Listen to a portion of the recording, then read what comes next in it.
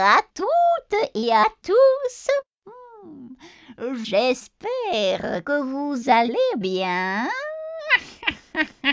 On se retrouve aujourd'hui sur Télé Blizzard pour parler de Unfriended.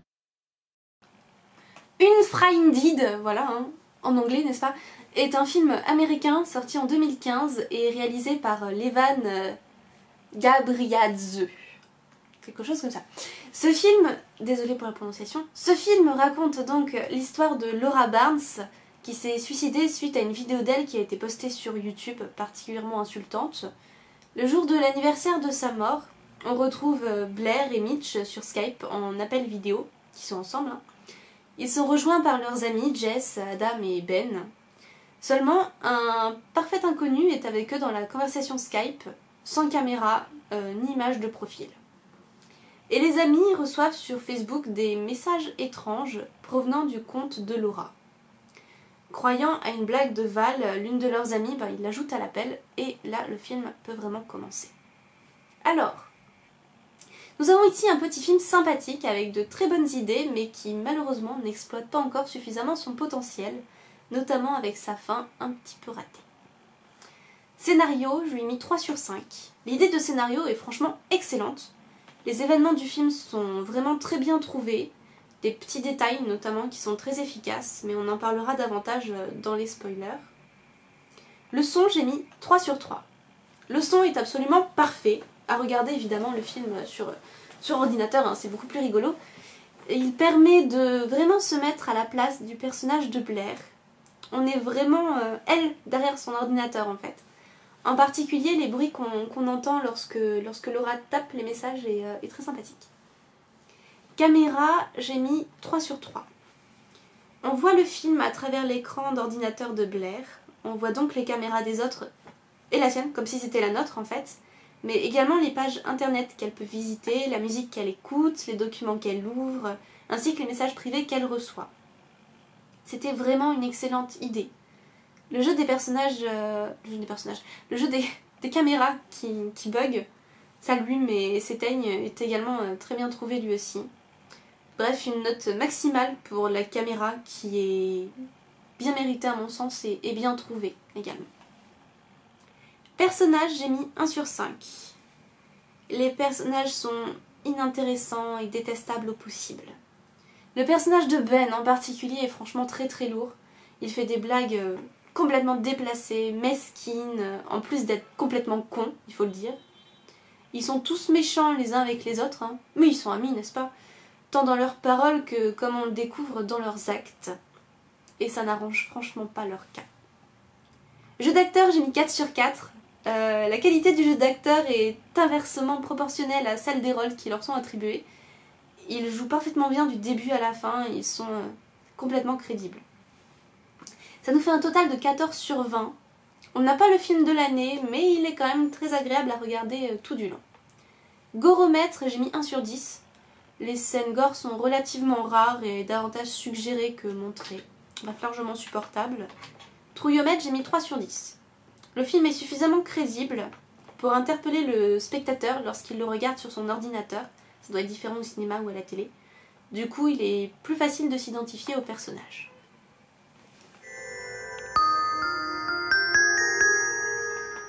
J'ai un gros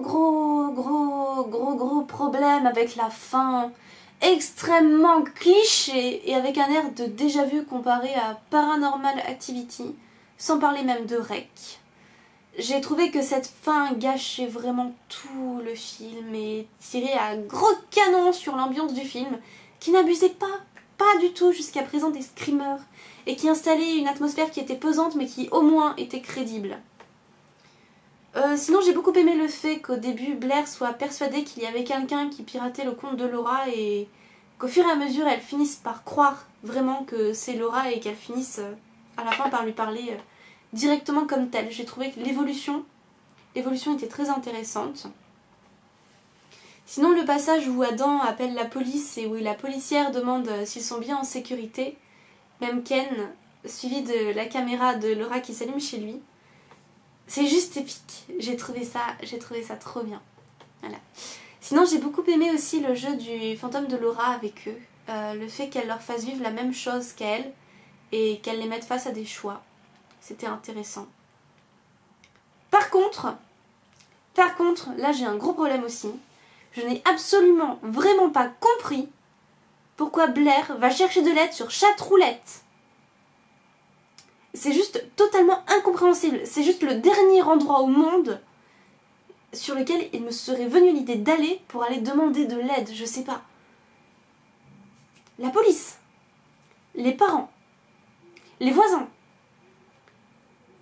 des amis, des connaissances, la fenêtre. Mais Chatroulette, je sais pas. C'est comme elle se crée un compte sur Mythique pour aller demander de l'aide. Bonjour, je viens de me créer un compte, on veut me tuer, vous pouvez m'aider. Enfin, je trouve ça totalement ridicule et totalement incompréhensible. Je n'ai absolument pas compris. Donc si quelqu'un peut m'expliquer, je suis prenante. Parce que même la panique, pour moi, ça n'explique pas. Enfin bon.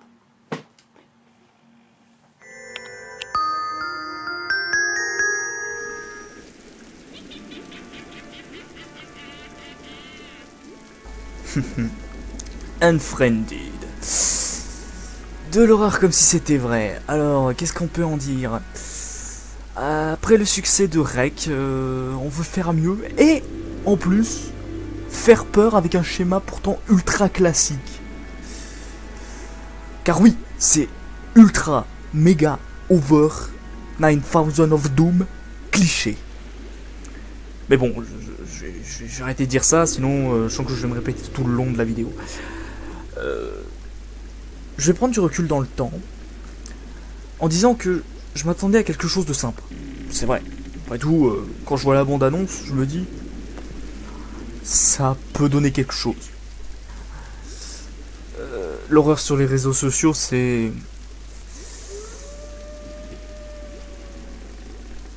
Claude François. Voilà, parce que ça s'en va et ça revient comme un film de merde américain. Mais bon, admettons. Hein, admettons. Je me disais qu'on pourrait faire des trucs sympatoches, quoi. Même si c'est ultra cliché. Claude François. Voilà. Ça va être une unité de mesure maintenant, ce truc. L'utilisation de l'interface, elle est pas mauvaise. L'interface Skype, elle est pas du tout mauvaise. On est, semble-t-il, sur l'ordinateur de la protagoniste. Donc à ce moment-là, niveau caméra, c'est assez bon et réaliste. Je veux dire, il n'y a pas 36 000 choses à faire dans l'ensemble. Même si parfois j'ai eu du mal à suivre ce qui se passait à l'écran. Ou ne se passait pas, justement. Le moment que j'ai le plus apprécié, je crois que c'est sûrement l'instant où l'intrus se montre chez le geek. Voilà, chez le gros là. Pour faire une sorte de cache-cache avec lui. Ce moment-là, je l'ai bien aimé parce que t'as une espèce de mystère. Là, ça semble faire un petit peu plus peur que d'habitude. Parce que ça te regarde de derrière, c'est un peu glauque, quoi. J'ai bien aimé. Oui, j'adore ce qui est glauque. Seulement, même cette scène est en partie ratée avec le jeu de l'acteur et le scénario.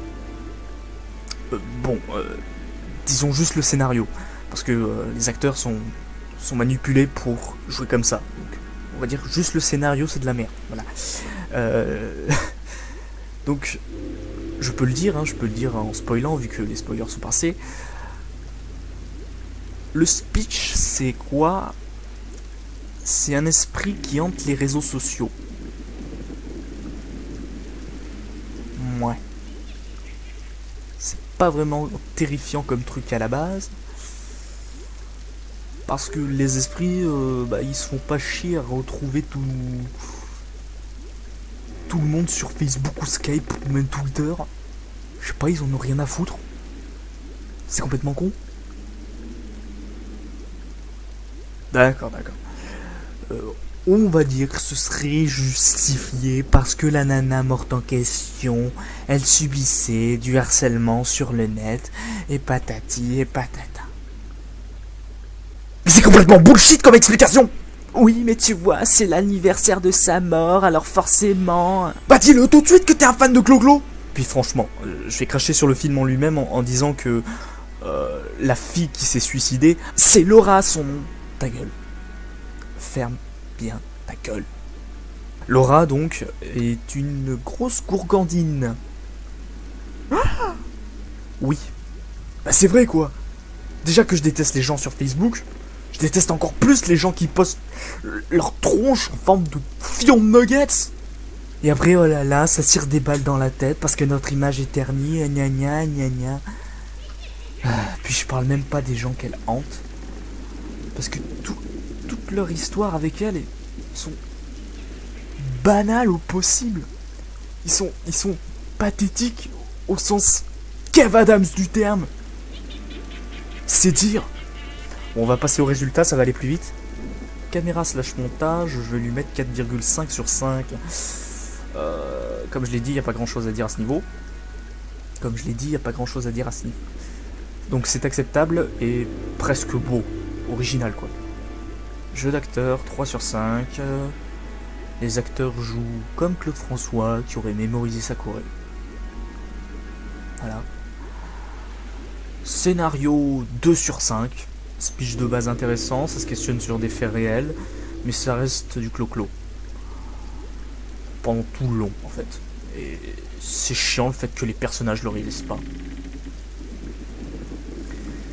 Horreur, je vais lui mettre 1 sur 5, parce qu'il faut vraiment être peureux sa mère pour tiquer. Ça lui fait quand même une bonne moyenne. Et ça me déçoit. Parce que qu'est-ce que je pourrais rajouter? Ah, cohérence / originalité, 0 sur 5. Ça, c'est fait. Il pue, c'est tout. Oui, je suis un rageux, et je vous emmerde.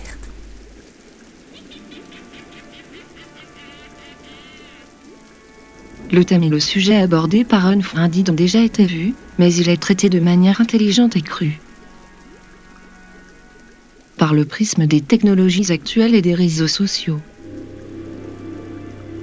Le film se démarque par sa réalisation et, hormis une incohérence, reste fidèle à sa ligne directive. Et à l'heure actuelle, il n'a pas encore été repris en masse dans d'autres films. La caméra se limite à l'écran de Blair, recréant à l'identique un univers Mac cohérent et réaliste, s'appuyant sur les logiciels ou des sites web existants. L'utilisation des nouvelles technologies est bien exploitée, permettant aux protagonistes de communiquer entre eux sans que d'autres ne s'en rendent compte. Les personnages, quant à eux, même s'ils sont bien écrits, cohérents et crédibles, ne sont pas attachants,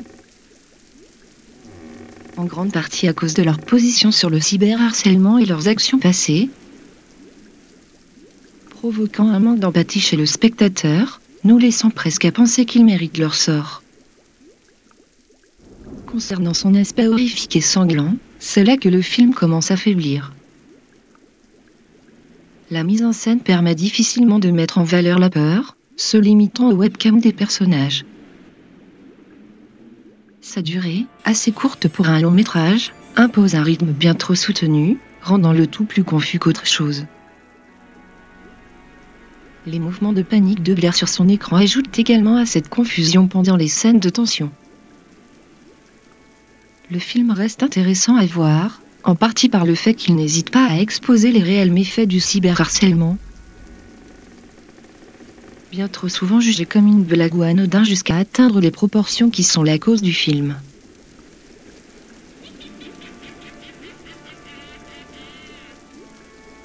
Je n'ai pas trop eu de retours positifs sur ce film, mis à part les fans de films d'horreur qui ne savent pas différencier les bons des mauvais. Soyons clairs, je crois au paranormal, au spiritisme, bien que beaucoup pensent que c'est des conneries infondées. Mais de là à avoir du cyberspiritisme, ou quel que soit le nom, là je trouve ça un peu absurde. Encore, s'il y avait une explication rationnelle à se concentrer de clichés, que ce soit que tous les amis soient hantés par différents esprits. Mais de là à contrôler le réseau des jeunes, leur périphérique, webcam, portable, ordi pour ceux qui ne savent pas. Ça me laisse un peu perplexe. Un fantôme qui est bien moderne qui contrôle tout à la Néo, l'idée est pas mal, pour de la science-fiction. Après pour les morts des jeunes, on reste dans du classique, du bon gros suicide comme on l'aime bien. Sauf que c'est non seulement absurde, mais surtout très enfantin. Et, regardez, je tue vos potes sous vos yeux, par leur cam, en vous montrant bien que vous pouvez rien faire. Je sais pas, courez tous en même temps, sachant que même dans la SF personne n'a créé un esprit vengeur adepte du multiclonage Naruto style. Mais enfin on sait tous que les protagonistes dans les films d'horreur sont tous un peu retardés. Et puis merde, le seul moment sympa que j'ai vu c'est quand un des jeunes meurt en gobant un lisseur Babilis et en le laissant faire de son gosier un putain de steak charal. Pas le style de la première morte qui joue à 1, 2, 3 soleil dans sa salle de bain. Et faut qu'ils assimilent que faire un scramé dégueulasse à la fin pour nous montrer comment matériellement est l'esprit de la jeune. Qui veut se venger d'une vidéo où on la voit gisant dans son vomi par terre à 4 h du mat, c'est trop fait, et on s'y attend trop. L'idée du film est pas mal, mais complètement mal mise en scène. C'est plus un film d'horreur à regarder avec des amis à la fin d'une soirée après 2-3 bouteilles de vodka. Si je devais le conseiller, ça ne serait pas par plaisir.